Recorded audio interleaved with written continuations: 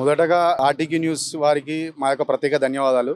మా యొక్క ఇబ్బందుల్ని, మా యొక్క బాధల్ని అర్థం చేసుకొని, మా యొక్క న్యూస్‌ని కవర్ చేయడానికి వచ్చినందుకు.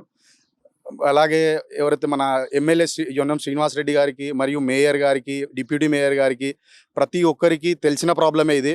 ఏదైతే భూలక్ష్మి కాలనీకి, మన భగీరథ కాలనీ నుండి భూలక్ష్మి కాలనీకి వెళ్ళే రోడ్డు మార్గం ఏదైతే ఉందో, దాని పరిస్థితి అస్తవ్యస్తంగా ఉంది. ఎంత దారుణమైన పరిస్థితి అంటే, ఇక్కడ మా ఏరియాలో ఉన్నటువంటి ఎంతోమంది మహిళలు, గర్భిణీ స్త్రీలు ఫస్ట్ నుంచి ఒక 5th మంత్ వరకు చాలా కేర్ఫుల్ ఉండాలి.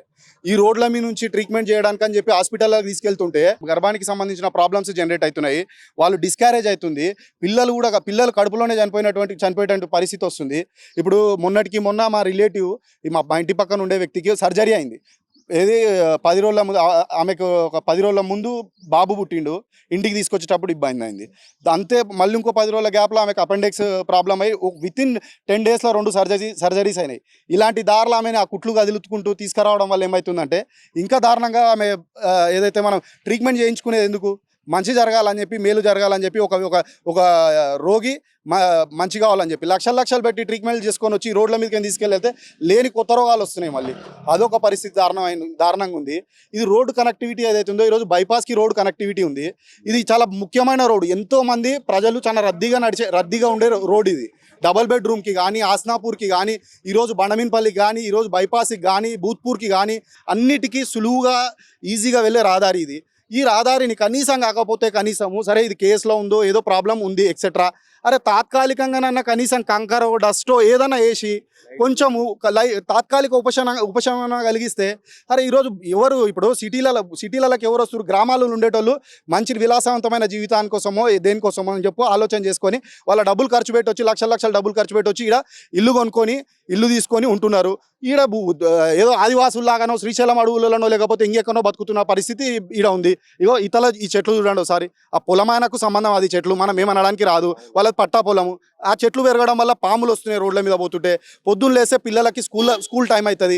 స్కూల్ టైం అయినప్పుడు కొంచెం ఎమర్జెన్సీగా బైక్ తీసుకొని స్పీడ్కి వెళ్తారు. స్పీడ్కి వెళ్ళడం వల్ల ఎంతోమంది కింద పడి నెత్తులు పగిలిపోతున్నాయి. ఇప్పుడు ఒక రహదారి అనేది కరెక్ట్ లేకపోవడం వల్ల సిటీ డెవలప్ కాదు. సిటీకి వచ్చి ఒక 10 రూపాయలు ఇన్వెస్ట్మెంట్ చేయాలనుకున్న వాళ్ళు చెయ్యరు. సో ఇది ఒక ప్రైమ్ ఏరియా. ఇప్పుడు బైపాస్ అయింది.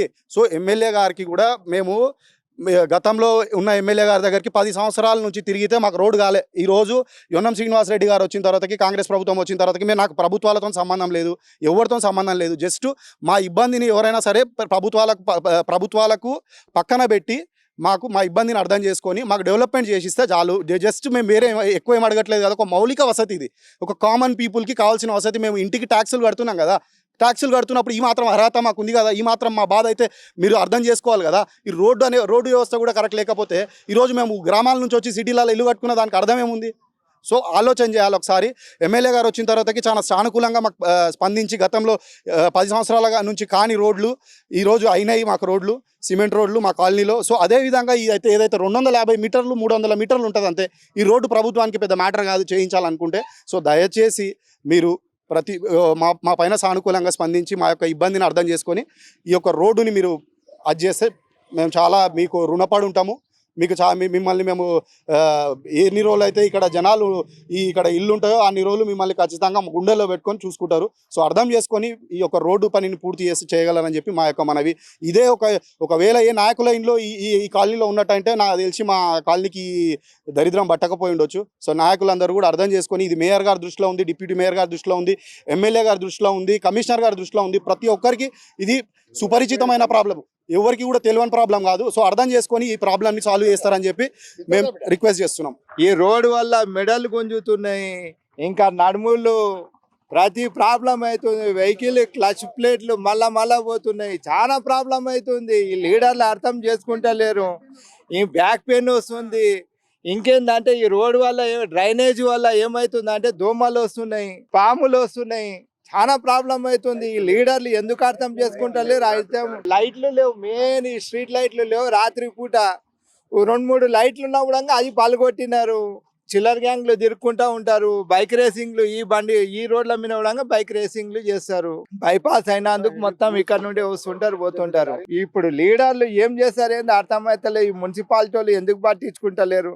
వాళ్ళకేమన్నా ఈ లాలూచి పడుతున్నారా ఏంది ఈ రోడ్ల నుండి అర్థమైతలేదు. ఎందుకోలకంటే ఉన్నదేదో డ్రైనేజ్ చేసి ఈ రోడ్లు వేస్తే చాలా ఆరాంగా ఉంటుంది. డబుల్ బెడ్రూమ్ చేసినారు లీడర్లు చేసినారు కానీ ఇంత రోడ్ మాత్రం చేయలేదు. ఎంత ఉంటుంది మొత్తం కలిపితే ఒక 500-600 మీటర్ల రోడ్డు ఉండదు.